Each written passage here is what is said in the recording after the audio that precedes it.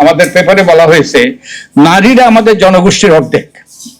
তো আমাদের যে ন্যায়সঙ্গত হবে আমাদের সংসদের অর্ধেক প্রতিনিধিত্ব নারীদের, এটাই ন্যায়সঙ্গত হবে। বস্তুত নারীদের সংখ্যা পুরুষদের থেকে একটু বেশি, তাই অন্তত না 50% নারীর প্রতিনিধিত্ব থাকার কথা। কিন্তু আমাদের আছে 50টা আসন, 300 আসন মানে সাধারণ আসন, হ্যাঁ 16.26, এবং ওটা 50% কোনো কাছে দাঁড়িয়ে আসে না। তো এটার পরিবর্তন হওয়া দরকার। কিন্তু কিভাবে পরিবর্তন হবে? ওই যে দিলীপ বলেছে যে কয়েকটা প্রস্তাব করা হয়েছে, আপনাদেরকে আমি শেষ পৃষ্ঠা দৃষ্টি আকর্ষণ করছি। কয়েকটা পদ্ধতি আছে, যেই পদ্ধতিগুলো কয়েকটা পদ্ধতি আছে ভালো আর তুলনামূলকভাবে ভালো, আর কয়েকটা পদ্ধতি আছে অগ্রহণযোগ্য। যেই পদ্ধতিটা এখন ব্যবহৃত হয় সেটা গ্রহণযোগ্য নয়।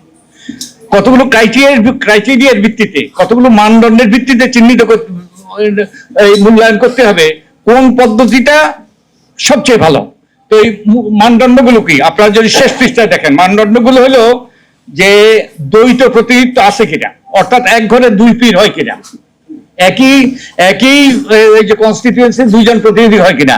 আমরা অতীতে দেখেছি, এই সম্প্রতিও দেখেছি যে নারীরা যদি নারী পুরুষ দুইজন হয় তাহলে নারীদেরকে অনেক ক্ষেত্রে, সব ক্ষেত্রে নয়, কিছু কিছু ক্ষেত্রে ওখানে যেতেও দেওয়া হয় না।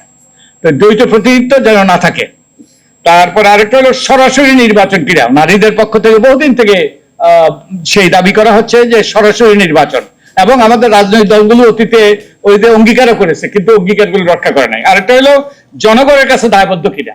এখন যেটা হয় যে দলের কর্তা ব্যক্তিরা তারা মনোনয়ন দেয়, দায়বদ্ধ তাদের কাছেই মূলত। যে কিন্তু অন্যান্য সংসদ সদস্যরা যেহেতু জনগণের মুখোমুখি হইতে হবে ভবিষ্যতে যদি তারা নির্বাচন করতে চায়, তারা জনগণের কাছে দায়বদ্ধ।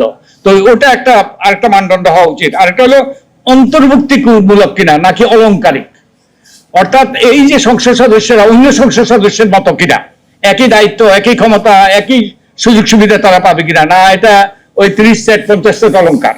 এটাও আরেকটা ক্রাইটেরিয়া। আরেকটা হলো নতুন নেতৃত্বের ক্ষমতায়ন হয় কিনা। এর মাধ্যমে যে আমরা যদি গত এই যে 1973 সাল থেকে দেখি, আমাদের কি আসলেই এই যে 10টা সিট থেকে বোধহয় শুরু হয়েছিল, এতগুলো, হ্যাঁ 15টা থেকে শুরু হয়েছিল, এতগুলো নারীকে এই যে সংরক্ষিত আসনে মনোনয়ন দেওয়া হয়েছে, নির্বাচন নয় মনোনয়ন মূলত।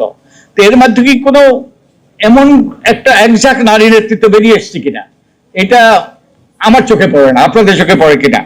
তারপরে এটা কি যোগ্যতা, নির্বাচন হলে যোগ্যতা গুরুত্বপূর্ণ, কারণ যোগ্যতার ভিত্তিতে মানুষ ভোট দেবে। আর এখানে সম্পর্ক, যে দলের কর্তা ব্যক্তিদের সাথে দল, কারণ এটা একটা অনুগ্রহ, এটা একটা প্যাট্রোনাইজ। তো এটাও একটা ক্রাইটেরিয়া। আরেকটা ক্রাইটেরিয়া হলো ওই যে পরেরটাই হলো ফায়দা, অনুগ্রহ প্রদানের হাতিয়ার, যে দলের কর্তা ব্যক্তিরা যাকে ইচ্ছা তাকে মনোনয়ন দিতে পারে, কারণ এখানে তো নির্বাচনে বালাই নেই। তাই এখানে যোগ্যতারও গুরুত্বপূর্ণ নয়, ওখানে সম্পর্ক, ওখানে এই যে অতীতেও গুরুতর অভিযোগ উঠেছে মনোনয়ন বাণিজ্যের। অতীতে আমরা বলছি না এবার হয়েছে, আমরা জানিও না, তাই আমরা এ ব্যাপারে কোনো মন্তব্য করতে চাই না। অতীতে এই অভিযোগ উঠেছে।